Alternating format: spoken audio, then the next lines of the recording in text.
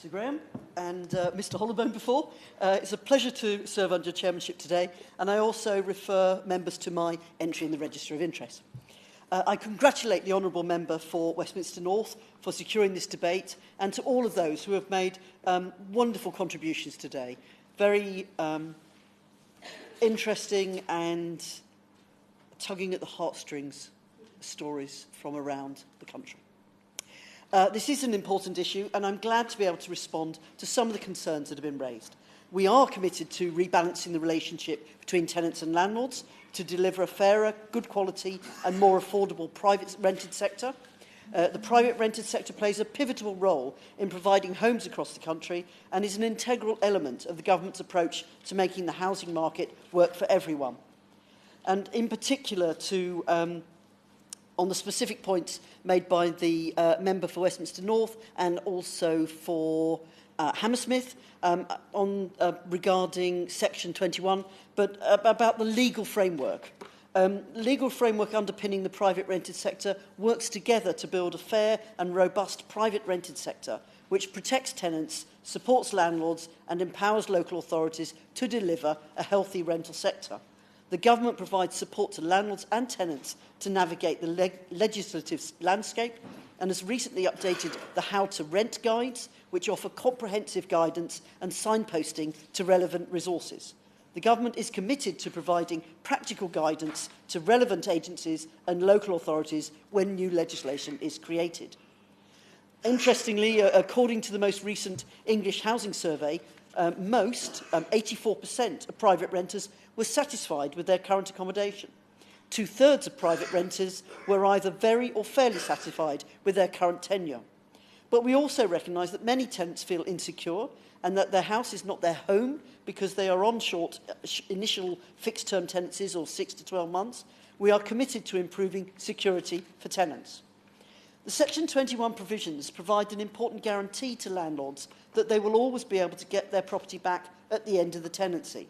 The flexibility for landlords and mortgage providers to recover their asset if they need to is crucial to retaining investment and supply in the sector, including the availability of buy-to-let mortgages. But I want to make this point specifically in reply to my honourable friend for Cheltenham, who sadly has had to leave us. However, there are clear legal protections in place for tenants and a clear process that landlords must follow when carrying out a Section 21 eviction. Outside of the fixed-term tenancy period, a landlord can evict a tenant using Section 21 notice, but only when they have complied with certain legal obligations.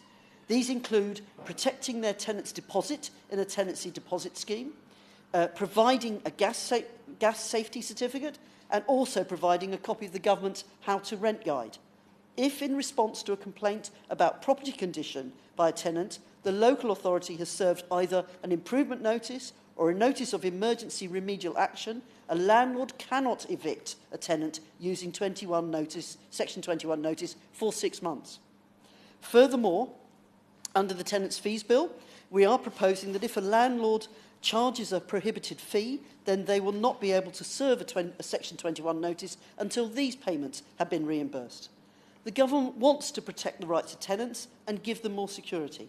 However, we must do so in a way that does not impact on the supply of good quality rented accommodation. Yes, certainly. The Minister indicates some important and hard-won preconditions for taking eviction proceedings. But that doesn't alter the fact that we are talking about, in the generality of cases, no-fault eviction here. And I think what we're anxious to hear, certainly on this side, is what the government is going to do about no-fault eviction. Does it still maintain that it's the right general approach, or does it think its day has come to be removed? Minister. Fortunately, as we have got so much extra time, I've got an extremely long speech, and he may be stunned to hear what I have to say. He may not. So, growing numbers of tenants are families or older people. This government is firmly committed to helping them. The measures announced in the Housing White Paper mean most tenants in the build-to-rent sector are now being offered tenancies of a minimum of 3 years. We recently consulted on overcoming the barriers to longer tenancies in the private rented sector. We sought views on a 3-year longer tenancy model with a 6-month break clause and asked for views on its viability and how it can be implemented. This consultation closed at the end of August, and we're now analysing the responses. A three-year tenancy is one option. However, we have not made any policy decisions regarding tenancy length, whether to change the legislation on Section 21 evictions, or how our proposed model could be implemented.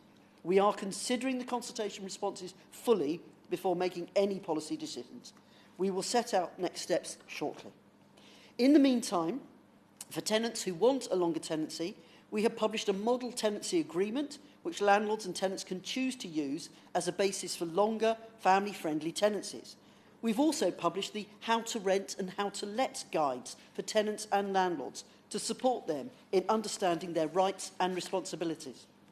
Again, Sir Graham, to answer some of the points made by honourable members for Westminster North and for Easington, the government recognises the important role that private landlords play in supporting the UK economy and providing homes to millions of people around the country.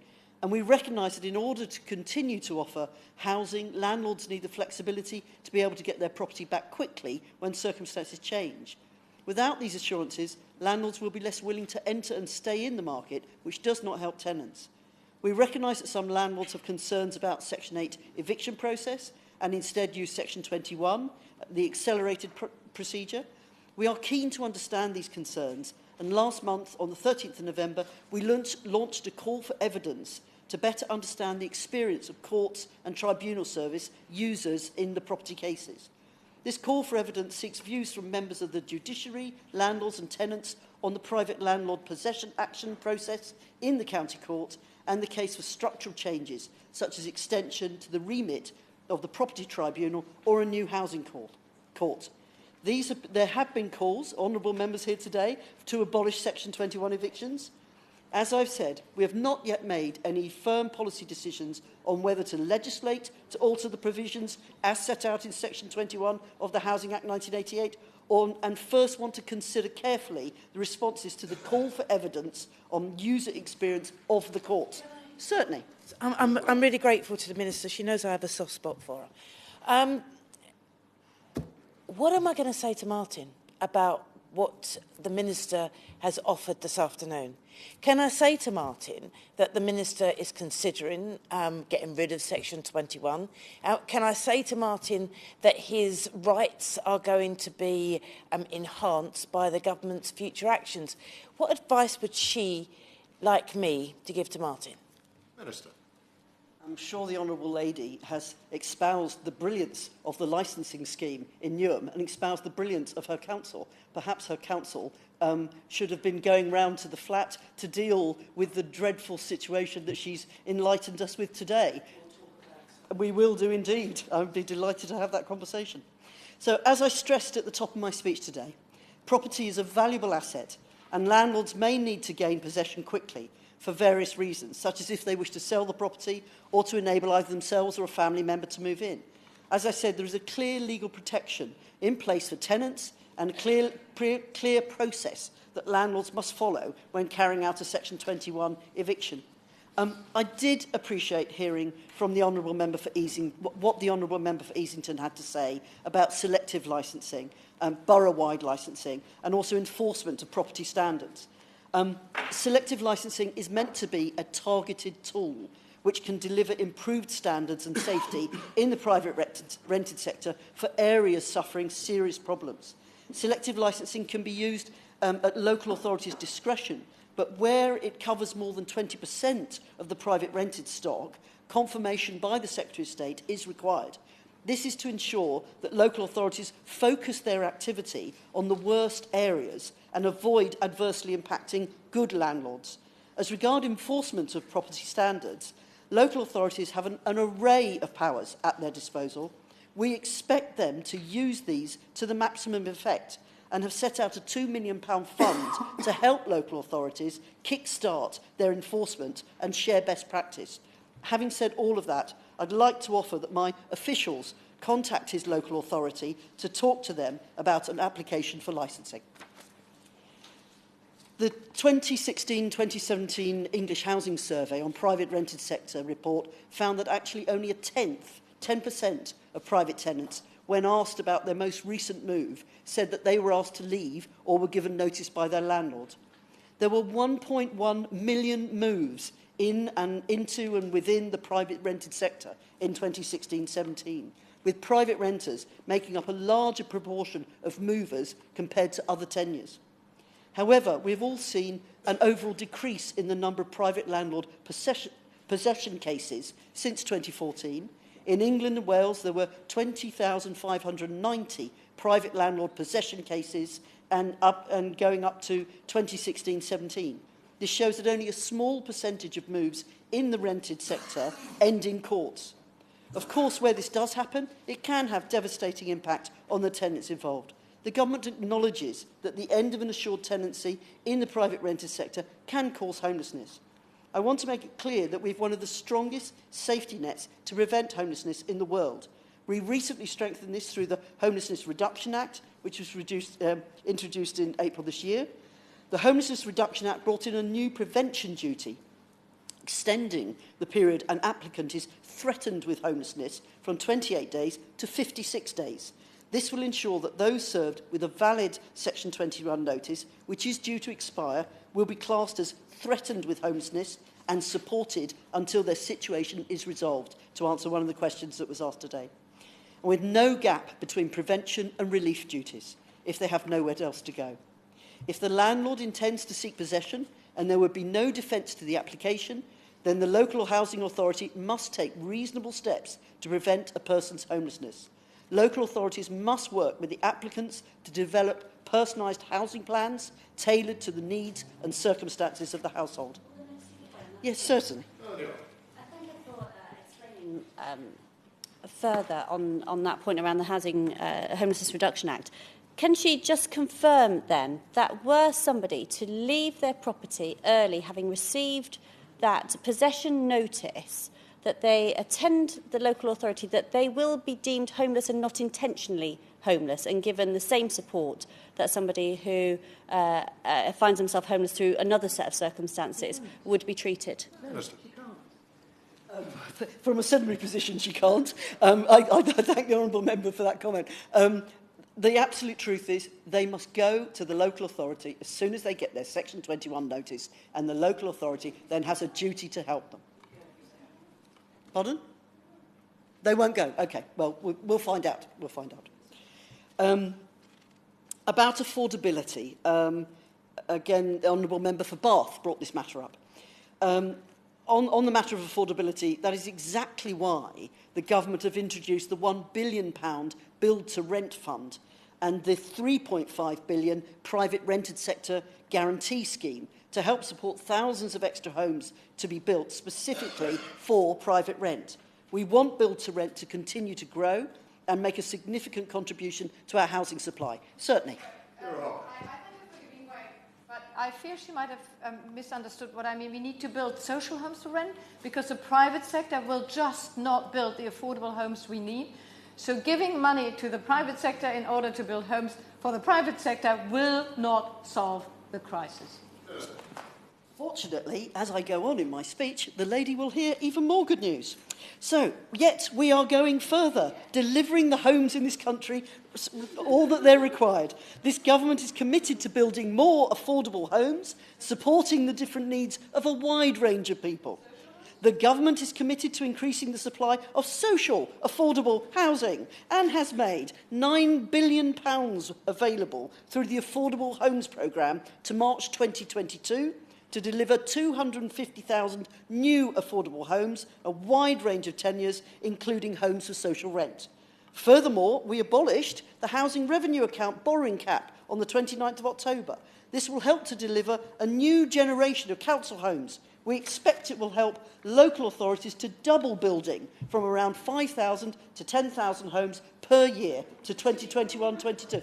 We'd like to, yes, of course, I'd love to give way to you. It's incredibly generous, and I do appreciate it. On the issue of the HRA and the lifting of the cap, which I think has been very well received on the whole, what is the government's plan for those local authorities that do not have an HRA account because they dispersed of their stock wholesale at the time of the introduction of housing associations about 10 years ago?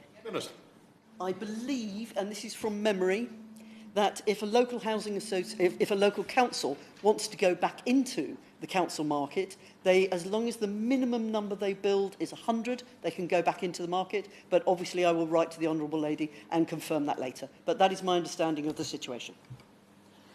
So to further help, so this will diversify the house building market, with councils better able to take on projects and sites that private developers may consider too small.